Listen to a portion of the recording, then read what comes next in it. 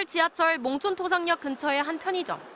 중년의 남성이 빠른 걸음으로 들어와 주인에게 뭔가 묻더니 어딘가로 향합니다. 남성이 들고 온 건 차량에 연결할 수 있는 휴대전화 충전기였습니다. 계산하자마자 곧바로 포장을 뜯는 모습이 급해 보였다고 합니다. 보통 충전기 사면 여기서 그냥 사서 나가시는데 여기서 막 뜯어갖고 넣고 막 하고 그랬다. 바쁘신 것 같이 보였다. 당시 남성은 전화로 협박을 받고 있었습니다. 1시간 전쯤 캐나다에서 유학 중인 16살 딸의 번호로 걸려온 전화였습니다. 울면서 막 흐느끼면서 아빠 지금 어떤 남자가 내 방 안에 있어. 총 들고서 나를 위협하고 있어. 무서워. 울고 있는데 이제 그 남자가 전화를 딱 받더니 나는 돈이 목적이다. 강아지라고 휴대전화에 저장한 이름까지 같아 다른 의심을 하지 못했습니다. 협박범은 절대 전화를 끊지 못하게 했고 배터리가 없다고 하자 충전을 지시했습니다. 통화를 끊지 못하게 했으니까 신고는 이제 전화를 할 수 없었는데 그리고 만약에 신고했다가 얘가 알아버리면 애를 해코지를 할까 봐.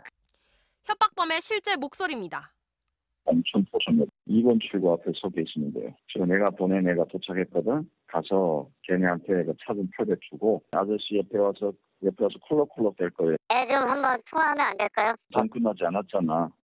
이곳에서 약 200m 떨어진 현금 인출기에서 돈을 뽑은 피해자는 기다리던 현금 수거책에게 돈이 담긴 쇼핑백을 건넸습니다. 이렇게 몽촌토성역 근처에서만 현금 1,350만 원을 빼앗겼습니다. 다음 협박은 고가의 금을 사라는 거였습니다. 111 금 거래소라고 있어요. 금 파는데 거기 가서 신용카드로 한도 되는 만큼 긁어서 골드바 사세요. 일말의 의심도 없애려는 듯 딸을 바꿔달라는 요청에 응하기도 했습니다. 저 애 좀 안전시계 통화 좀 하면 안 될까요? 네, 바꿔줄게요. 야, 이리 와봐. 여보세요? 걱정하지 마. 아빠가 지금 처리하고 있으니까 무서워하지 말고.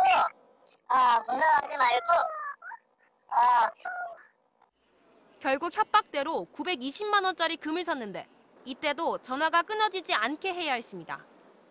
피해자는 길가에 차량을 세워두고 차량 충전기에 휴대전화를 꽂아둔 채 금괴를 사러 들어갔습니다. 협박범의 요구는 갈수록 대범해졌습니다.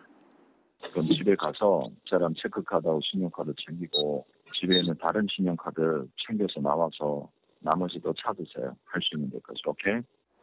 망설이는 피해자를 향해 딸을 성폭행할 수 있다는 협박도 했습니다. 지금 애가 몇 살이야? 이제 한 16, 성인은 안 됐죠, 아직. 결국 피해자는 추가로 1,000만 원을 인출했고 지인에게 700만 원까지 더 빌려 각각 강남역과 삼성역에서 협박범이 지정한 흰색 점퍼를 입은 사람에게 돈을 전했습니다.